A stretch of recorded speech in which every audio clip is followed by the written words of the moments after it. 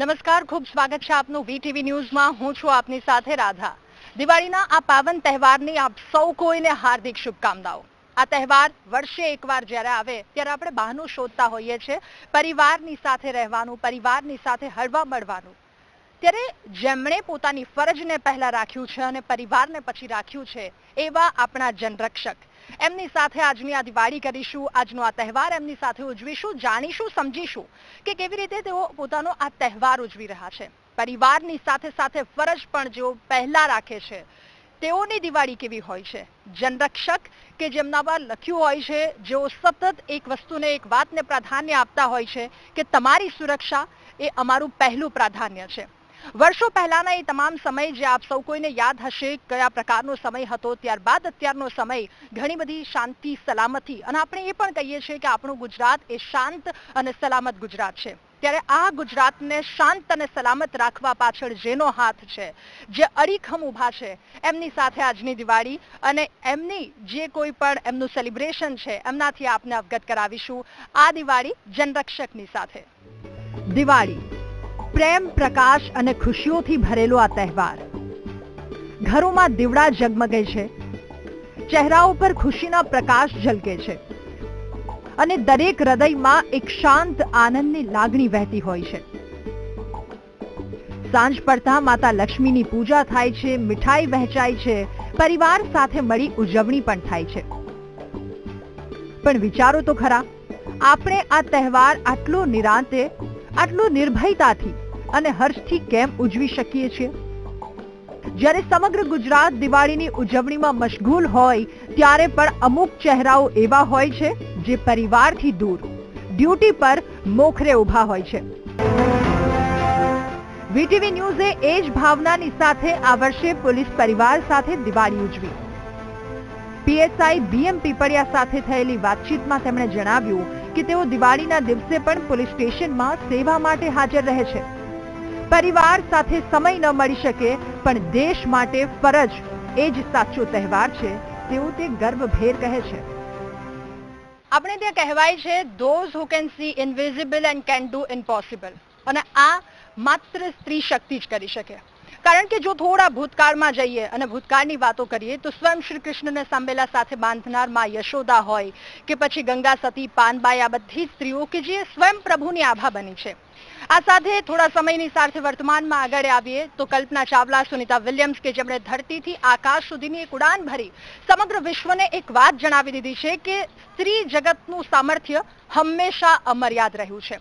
અને એ જ સામર્થ્યથી અમે આપને અવગત કરાવવા જઈ રહ્યા છીએ, કારણ કે આખા ગુજરાતને અને એમાં ગુજરાતના જે જગ્યા પર જેમને જવાબદારી સોંપવામાં આવી છે, અભૂતપૂર્વ રીતે જેઓ પોતાની જવાબદારી નિભાવી રહ્યા છે અને એ પણ આપણા માટે સતત ખડે પગે ઊભા છે, તો તેઓ શું કહી રહ્યા છે, કેટલી મુશ્કેલી, કેટલી અઘરું તેમને આ વસ્તુને લઈને થાય છે, તમામ વસ્તુ એમની પાસેથી જાણીશું કે દિવાળીનો તહેવાર પણ કેવી રીતે સેલિબ્રેટ કરે છે અને સાથે સાથે પોતાની ફરજ પર પણ ખડે પગે આપણા માટે કેવી રીતે ઊભા રહે છે. ત્યારે આપણી સાથે પીએસઆઈ બીએમ પીપળિયા સર જોડાયા છે, સીધા એમની સાથે વાત કરીશું. સર, આપનું ખૂબ સ્વાગત છે.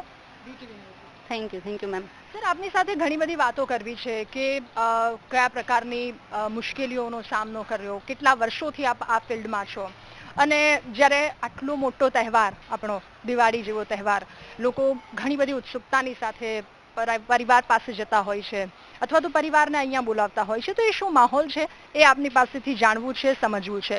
સર, પહેલા તો આપની પાસેથી એ જાણવું છે કેટલા વર્ષો થયા આપને આ ફિલ્ડમાં અને આ ફિલ્ડને લઈને એક શું ઉત્સાહ છે, શું કહેશો? હું 2023થી આ ફિલ્ડમાં છું, એટલે આશરે 3 વર્ષ જેવું થયું છે આ ફિલ્ડમાં. અને ઉત્સાહ પૂરેપૂરો છો, કેમ કે મને પહેલેથી સ્વપ્ન હતું કે હું ગુજરાત પોલીસને જોઈન કરું.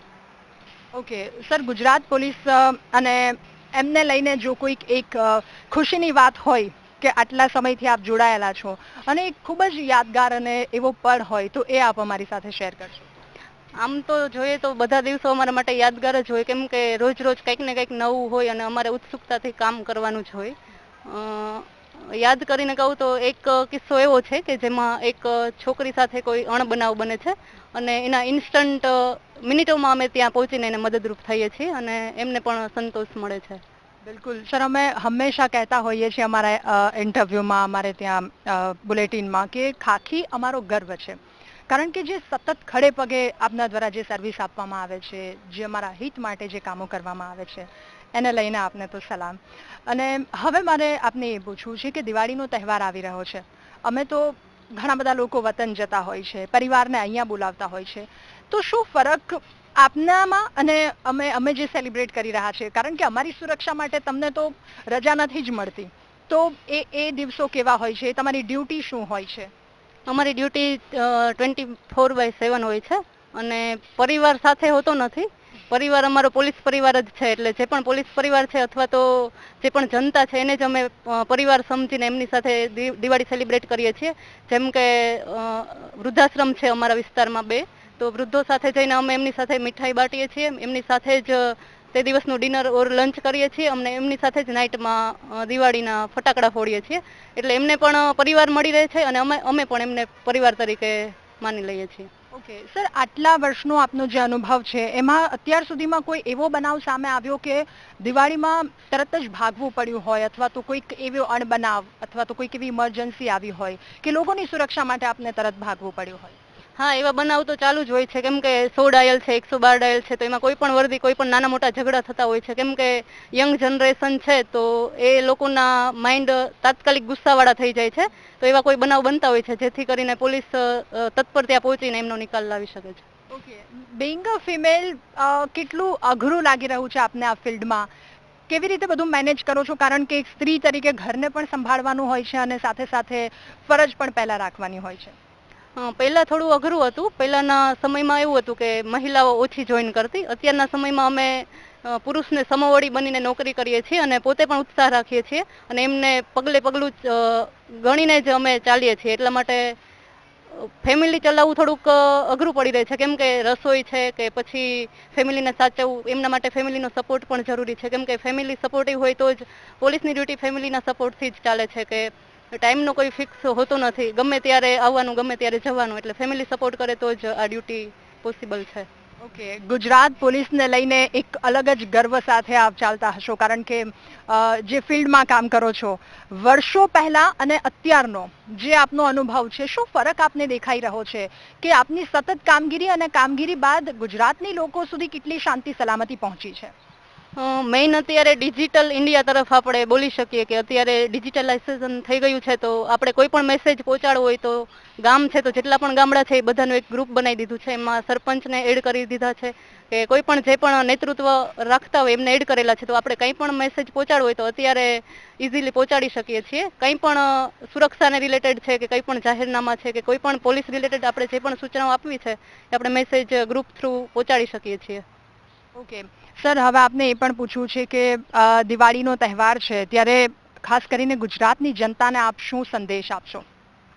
ગુજરાતની જનતાને એટલો જ સંદેશ છે કે દિવાળીનો તહેવાર છે તો ફટાકડાઓ સૌ ફોડે, પણ નાના ભૂલકાઓ છે તો એ પોતાની એજને જોઈને મોટા ફટાકડા ના ફોડે, અને જે પણ મોટા લોકો જે ફટાકડા ફોડે છે તે આજુબાજુના સામાનનું કે ધ્યાન રાખીને ફોડે, કે જેથી કરીને કોઈ બ્લાસ્ટ ના થાય, અને ફટાકડાઓ કોઈ આવતી જતી પબ્લિક અવર જવર કરી રહી છે એ લોકો ઉપર ના ફોડે, જાહેરનામાને ફોલો કરે, 10 વાગ્યા પછી ફટાકડા ન ફોડે, સરકારશ્રીનું જે પણ જાહેરનામું છે એમને ચુસ્તપણે પાલન કરે. ઓકે સર, હવે વાત જ્યારે સ્ત્રી સશક્તિકરણની કરીએ તો આજથી 10 વર્ષ પહેલા અને 10 વર્ષ બાદ ઘણો બધો ફરક આવ્યો છે, કારણ કે આજની સ્ત્રી ધરતીથી લઈ આકાશ સુધીની જે આખી એક સફર એણે કરી છે, અભૂતપૂર્વ એ સફર છે. આજના સમયમાં અને પહેલાના સમયમાં ઘણો બધો ફરક, કારણ કે જે મહિલાઓએ પોતાનું સામર્થ્ય બતાવ્યું છે એ એક ક્ષેત્રમાં નહીં, દરેક ક્ષેત્રમાં તેમના દ્વારા એ અભૂતપૂર્વ સામર્થ્ય બતાવવામાં આવ્યું છે. તો ખાસ કરીને આપ જેટલી ગુજરાત પોલીસની મહિલાઓ છે એમને જો કોઈ સંદેશ આપવો હોય તો આપ શું આપશો? ચાંદલો બંગડી તો સૌને શોભે, પટ્ટો ટોપી પહેરી તો જુઓ, સાડી ડ્રેસ તો સૌ કોઈ પહેરે, એકવાર ખાખી વર્દી પહેરી તો જુઓ, પપ્પાની પરી થવું તો સૌ કોઈને ગમે, એકવાર પપ્પાની સિંહણ બનીને તો જુઓ, ગર્વ છે મને કે હું ભાગ છું ખાખીનો. જય Hind. Thank you so much sir, અમારી સાથે જોડાવા બદલ, આ તમામ વાતચીત કરવા બદલ. તો ગર્વ છે ખાખી ઉપર, એમને જેટલો ગર્વ છે એટલો નાગરિક તરીકે આપણને કદાચ એમનાથી પર વધારે બમણો ગર્વ હોવો જોઈએ, કારણ કે આપણી સુરક્ષા માટે, આપણી સલામતી માટે જેમણે બંગડી અને ચાંદલોને છોડી પટ્ટો અને ટોપીને પહેર્યા છે. જેમણે પોતાના પરિવારને પાછળ મૂકી અને આખા ગુજરાતને પોતાનું પરિવાર માન્યું છે, પોલીસ સ્ટેશનમાં જેઓ પોતાની દિવાળી ઉજવી રહ્યા છે માત્ર ને માત્ર કેમ કે આપણે શાંતિથી સૂઈ શકીએ, આપણી દિવાળી સલામતીથી ઉજવી શકીએ. એટલે આ પોલીસ કે જેમને લાખ લાખ વંદન છે. કણભા પોલીસ સ્ટેશનના પોલીસ કોન્સ્ટેબલ સાથે વાતચીત કરી.